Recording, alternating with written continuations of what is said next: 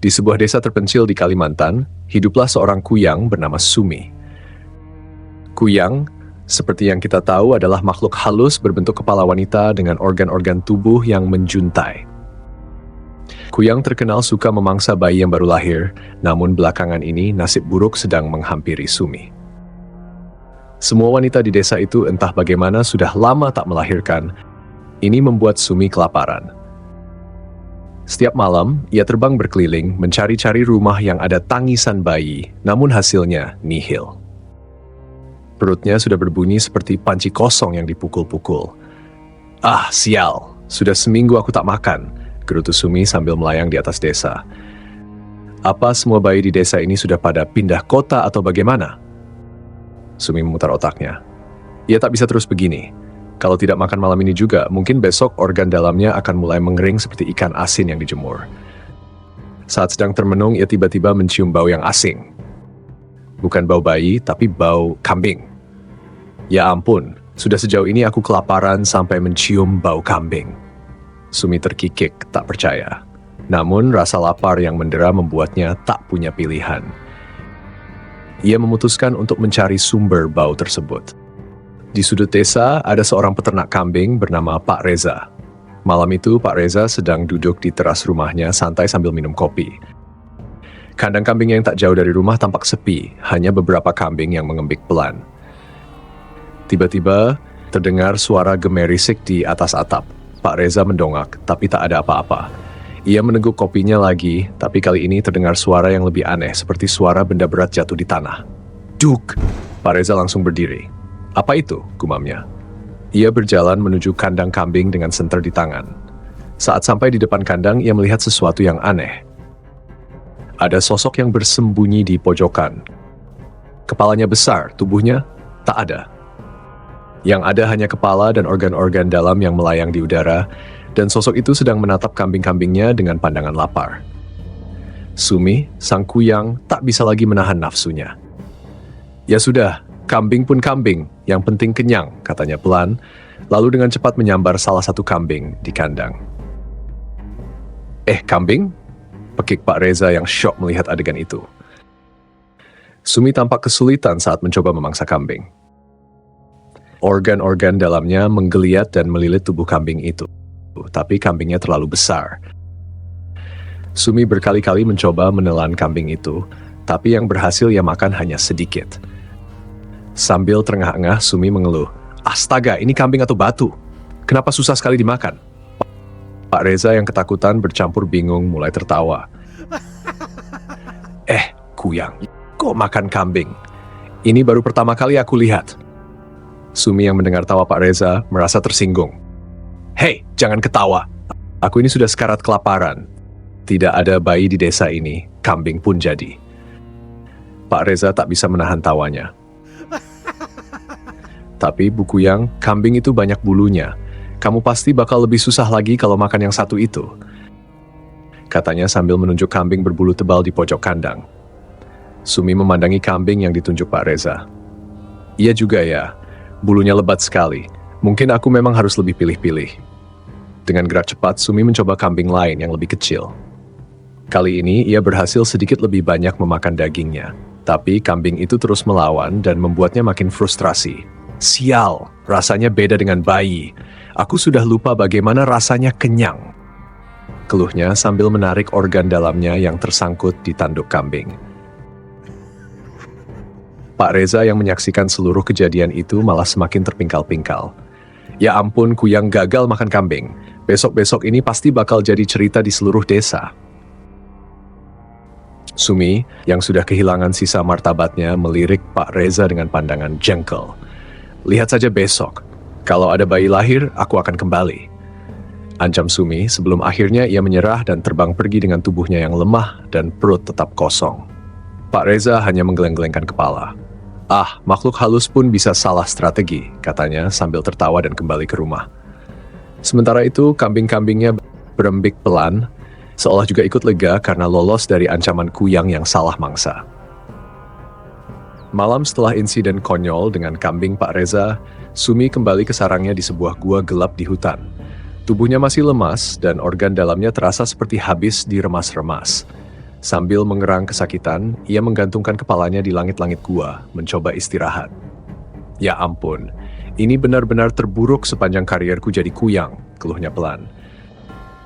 Memangkas kambing ternyata lebih susah dari yang kukira. Bagaimana bisa makhluk berbulu itu punya tenaga sebesar itu? Sementara itu di desa, insiden tadi malam mulai tersebar. Kabar tentang kuyang yang mencoba memangsa kambing sudah jadi bahan perbincangan dari warung kopi hingga rumah-rumah warga. Semua orang tak bisa menahan tawa saat mendengar cerita Pak Reza. Aku serius, kuyang itu benar-benar kelaparan sampai-sampai harus memangsa kambingku. Kau bisa bayangkan? Ujar Pak Reza kepada para tetangganya yang sudah berkumpul di warung kopi pagi itu. Wah, kalau kambingku dimangsa kuyang pasti langsung kurus kering. Salah satu warga bercanda disambut tawa yang pecah di seluruh ruangan. Tetapi di sisi lain ada yang merasa khawatir. Maksiti, dukun kampung yang terkenal, mendengarkan cerita tersebut dengan ekspresi serius. Ini tidak baik, gumamnya pelan. Kuyang yang kelaparan bisa jadi lebih agresif dan tak terduga. Apa maksudmu, Maksiti? Tanya salah satu warga yang mendengar gumaman itu. Maksiti menggelengkan kepalanya. Kuyang yang kelaparan bisa berbuat lebih dari sekadar memangsa kambing. Jika terus tak mendapatkan mangsa yang sebenarnya, bayi, mereka bisa mencari mangsa lain termasuk orang dewasa. Berita ini langsung menyebar lebih cepat dari sebelumnya, menggantikan tawa dengan ketakutan. Orang-orang mulai menutup pintu dan jendela lebih rapat, bahkan ada yang menaruh lebih banyak daun kelor di sekeliling rumah. Desa yang sebelumnya penuh canda berubah menjadi desa penuh waspada. Sementara itu, Sumi, sang kuyang, sudah pulih sedikit dari petualangan memalukan semalam. Namun, rasa laparnya tak kunjung hilang, malah semakin menjadi-jadi. Ia memandang keluar gua, menatap langit malam yang mulai gelap lagi. Di dalam kepalanya, satu suara kecil berbisik. Kamu tak bisa terus begini. Kamu kuyang. Kamu butuh bayi. Kalau tidak ada bayi, mungkin orang dewasa juga cukup. Tapi ide itu terdengar aneh bagi Sumi. Mana mungkin aku makan orang dewasa? Rasanya pasti beda, gumamnya. Namun rasa laparnya makin tak tertahankan. Ia teringat pada Pak Reza yang menertawakannya semalam. Mungkin orang itu bisa jadi pilihan. Dia punya banyak kambing. Kalau kambing tak cukup, mungkin pemiliknya bisa. Dengan tekad baru dan sedikit rasa dendam, Sumi memutuskan untuk kembali ke desa. Di rumah Pak Reza. Malam itu, Pak Reza sedang bersiap tidur.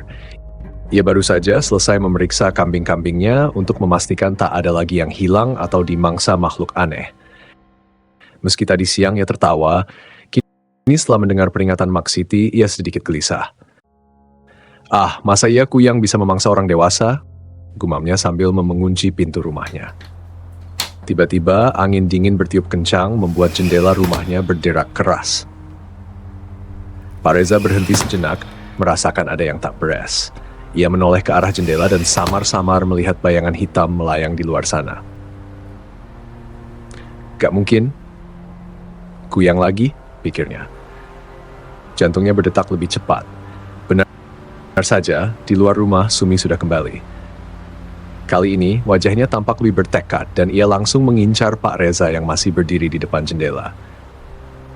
Tertawakan aku lagi, ha?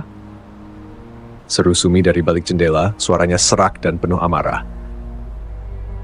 Sekarang giliranmu menjadi mangsaku. Pak Reza yang panik buru-buru meraih bawang putih dari dapurnya dan meletakkannya di sekeliling rumah. Tapi Sumi, yang sudah terdesak rasa lapar, tak lagi takut dengan penghalang sederhana seperti itu. Pak Reza, siap-siaplah untuk jadi makanan berikutku. Teriak Sumi sambil mencoba menerobos masuk. Namun saat ia mendekat, sesuatu yang tak terduga terjadi. Salah satu kambing milik Pak Reza yang sedang terikat di halaman, tiba-tiba berlari ke arah Sumi dan menanduknya dengan keras. Cuk! Sumi terlempar beberapa meter ke belakang. Organ-organ dalamnya terpelintir karena tabrakan itu. Aduh, kambing sialan! seru Sumi kesakitan, mencoba bangkit.